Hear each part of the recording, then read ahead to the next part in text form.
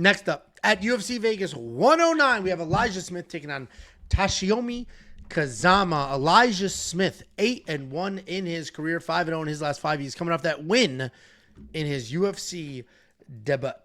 He's taking on Toshiomi Kazama, 11-4 in his career, 2-3 in his last 5. He's coming off of a bounce-back win 8 months ago. Elijah Smith is the second ever son in a father-son duo in the UFC. His father fought in the UFC, and that is only the second time that has ever happened.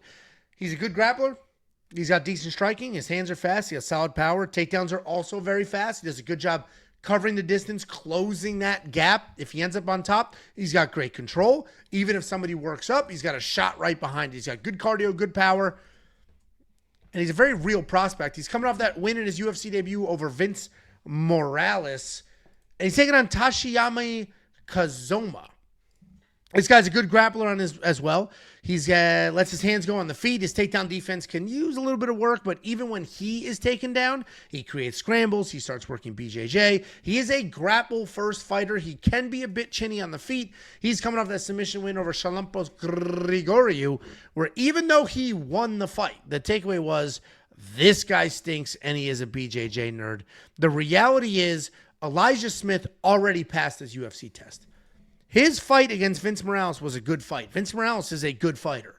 So to beat Vince Morales and then go backwards and fight Toshiomi Kazama, this is an easy win.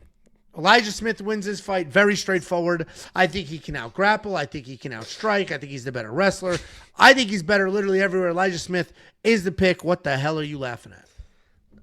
I put a poll up, and it's pretty funny seeing it go back and forth. I don't know if you can see the poll or not. I can't. Just go ahead, you might want to take a look at that. Why don't you go ahead and do your breakdown? I'll take a look at the poll. Take a look at the poll. How much does Angelo weigh? All right, I'm going to vote. I mean, the range is, the answer is so obvious here. And what are the results? When I immediately put it up, I watched it bouncing back and forth between 250 and 300, which is reasonable. And then the 376 plus, like this fucking, like, which one was more? Yeah, 250 to 300. That's your range, people. It felt heavier than that.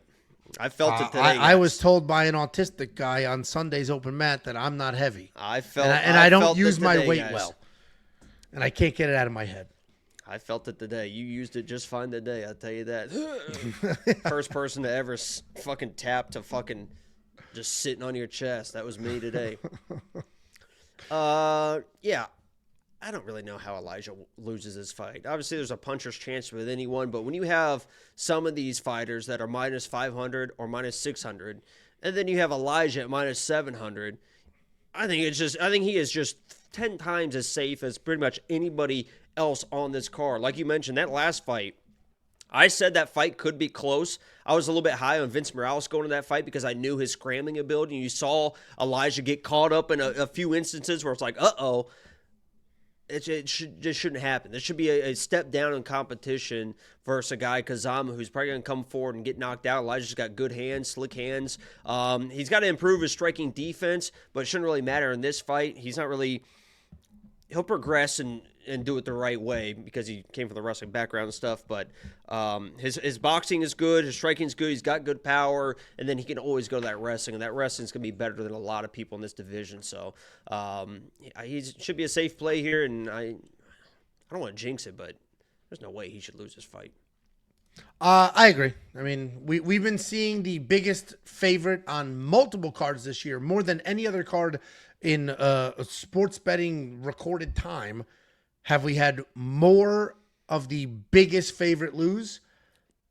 Elijah Smith, I believe, is the biggest favorite on this card. This isn't the card for that. He's going to win this fight. Is that he Korea should be able to get on it his done. trap?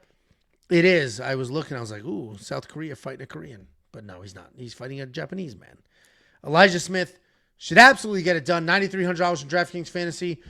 Seems like a no-brainer because he can get the takedowns. He can find a finish on the feet or on the ground. Elijah Smith is going to... under. Yeah, somebody said the under. I like the under. Is going to be the pick. WeWantPicks.com. Click Become a Member at the top. You'll unlock every pick, every bet, every tool instantly on the website for an entire month. UFC 319 is next week. Unlock this week. Have full access for next week and the 2 events after that as well. We have more than just picks and bets and DraftKings. We have FanDuel as well.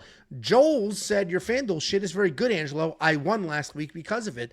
And the FanDuel stuff, not only has it always been there, just kind of hiding on the side, we have now fully built it into the fight simulator and the optimizer. You can use both of those tools to build FanDuel lineups.